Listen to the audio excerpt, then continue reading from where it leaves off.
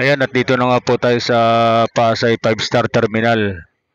At ayan nga, medyo may pasahero pa. Gawa ng, ang alam ko dito, Cabanatuan Line. Gawa ng walang dumadaan pa ng mga Cabanatuan Line. Ayan mga kagulong, at update tayo sa mga bus na nakapila dito ngayon sa Pasay.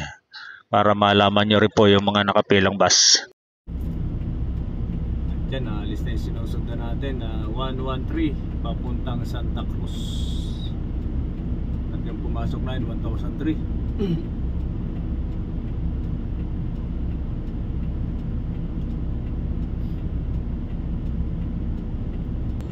Ayun ang babalik sa kanyang slot.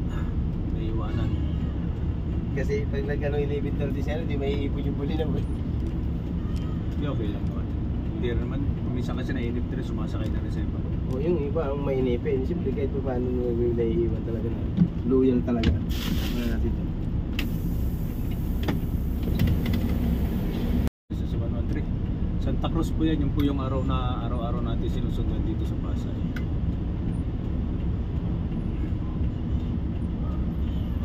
At sigurado may naiwan na pasahero na pabulinaw.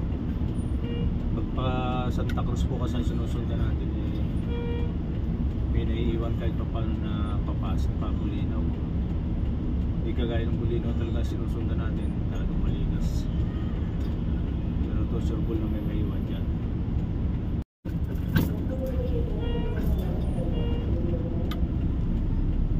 Tayo na papalit sa kanyang iwan ng pwesto.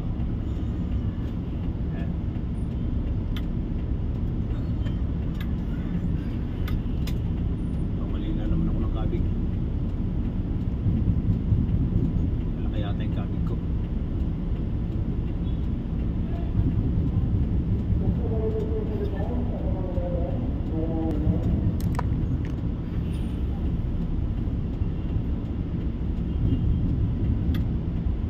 Ay, malaki pala yung iniwanan niyang pwesto kaya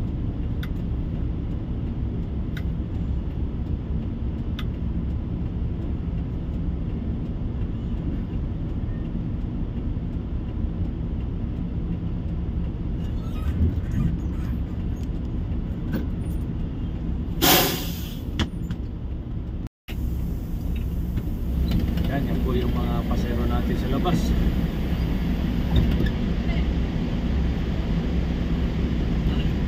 Ay, maraming pasero. Ito may naiwan sa mga pasero.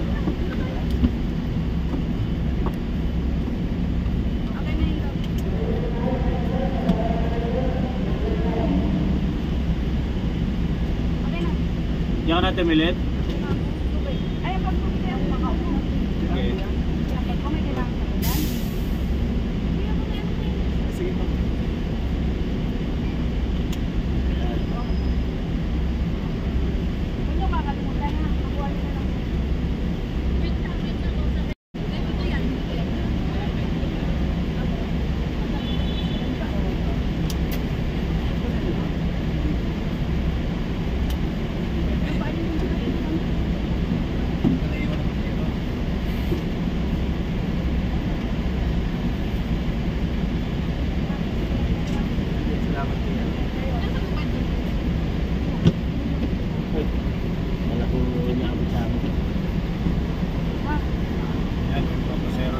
Pasahero nating sumampa pagalis ni 113. Ayan, Cabanatuan po yan. Magandang tanghali po sa inyo. Ito nagtayo na yung mga pasahero ng Cabanatuan. Ayan. Pasay 5-star Terminal.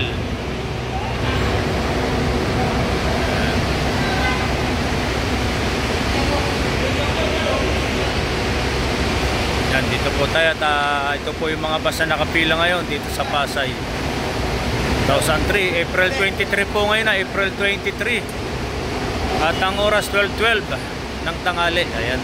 Pero ang regular time, bumalik na po tayo sa regular na oras natin ha. Ang regular po na oras natin 12:30. Ayan. Manawag, San Carlos, Dagupan, Bulinaw, at Tarlac, San Clemente. Ayan mga kagulong, update na lang tayo din sa Pasay 5-star Terminal.